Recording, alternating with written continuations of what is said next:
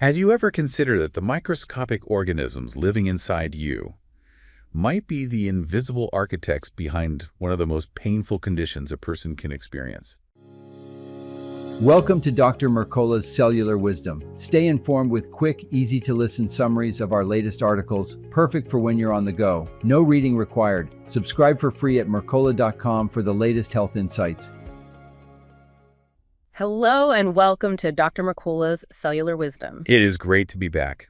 Today we're digging into a topic that, honestly, most people try to avoid thinking about until it is way too late. The one that starts as a twinge and ends with a trip to the ER. Exactly. We're looking at an analysis on the formation of kidney stones. And, before anyone thinks this is just going to be about drink more water, I want to stop you right there. We're going to explore the specific mechanics of how these stones how they come into being. Right. This is about chemistry, physics, and a really surprising biological twist. Yes, that twist is what got me. We're going to unpack the actual construction project happening in the kidneys. But then, and this is the part that frankly got my attention, we're going to look at this idea of a hidden role of bacteria in the whole process. It's a real shift in perspective, isn't it? We tend to think of these as, geological, like little rocks. Passive. Exactly, passive. But this suggests there's a biological agent, a who, involved in the what that we just completely miss. It changes the story from geology to something more like a creature feature. So our mission today is to break it down. The what, the how, and that hidden who. So let's start at the very, very beginning. What is a kidney stone?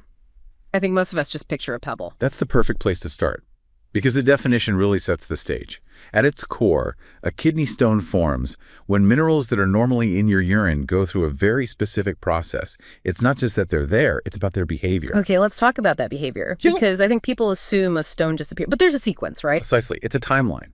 The first key action is something called crystallization. Crystallization. It sounds almost beautiful, like a fifth grade science experiment in a beaker, maybe, in the body. It's a precursor to a lot of pain. Think of your urine as a chemical solution. It's holding all these minerals in a liquid state. Okay. When they crystallize, they're literally changing from being dissolved in liquid to forming a solid structure. So it's kind of like, tell me if I'm off here, like when you have really salty water and the water evaporates, the salt forms those little white crystals on the glass. That's a solid analogy to start with. Your urine is often supersaturated, meaning it's holding more dissolved stuff than it really wants to. It's chemically precarious. It's living on the edge. Exactly. And your body usually has inhibitors that tell those minerals, hey, keep moving, don't stick together. But when that balance tips, physics it takes over. The minerals crash out of the solution. And that's the moment of crystallization. Correct.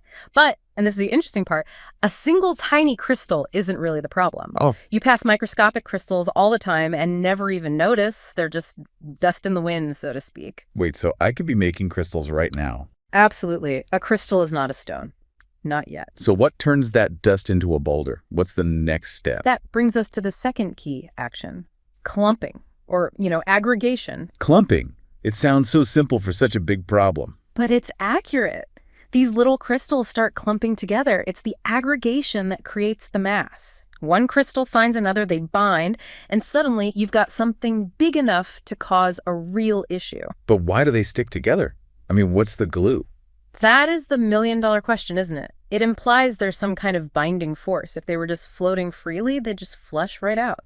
Clumping means something is holding them in place long enough for them to build up. It really paints a picture. You have this river that's supposed to be clearing everything out, and instead, things start catching and building. It shows you how delicate that balance is. And once that solid clump exists, it becomes a focal point for even more. It grows layer by layer, like a very sharp, unhappy pearl. Okay, so we've got the mechanism, crystallize, then clump.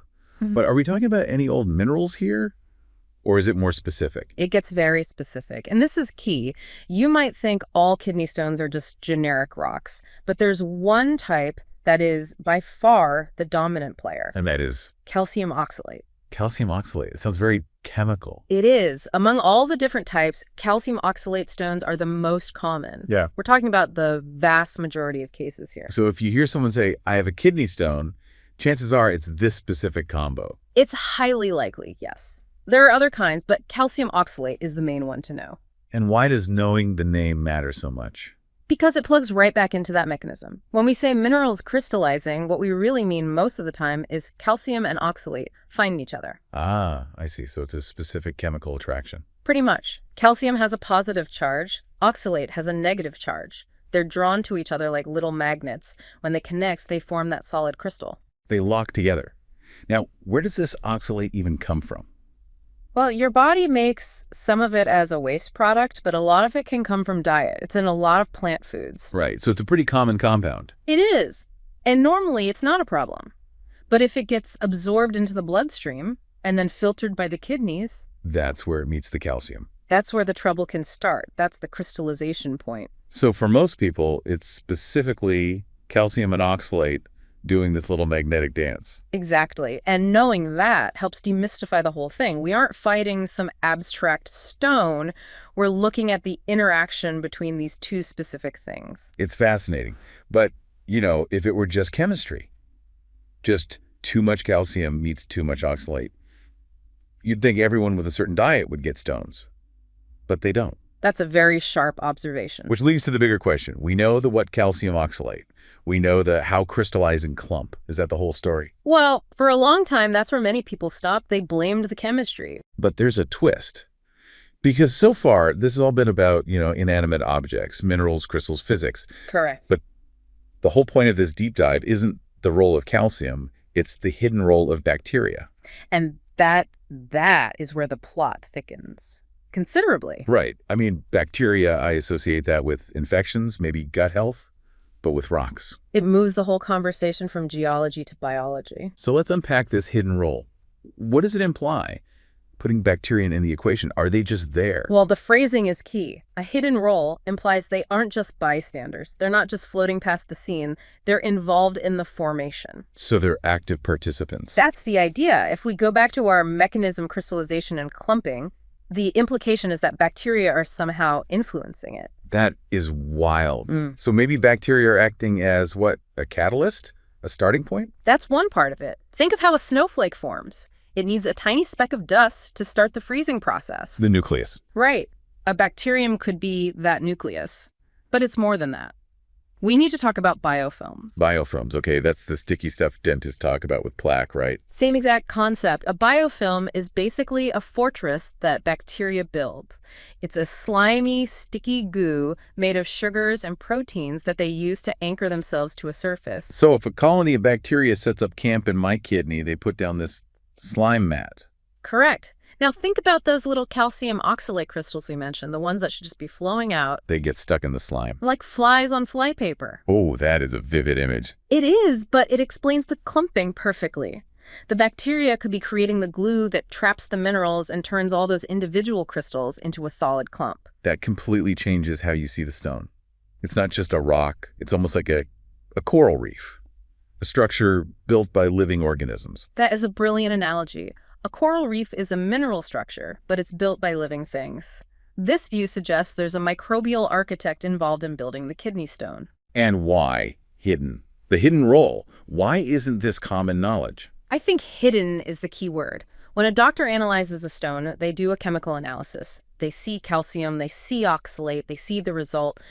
They don't always look for the bacteria that might be trapped inside it. Because they're just buried in there? Buried, or maybe they're a type that's hard to detect with standard tests. We've been so focused on the geology of the stone, we've missed the biology. The ghost in the machine. This really flips the script.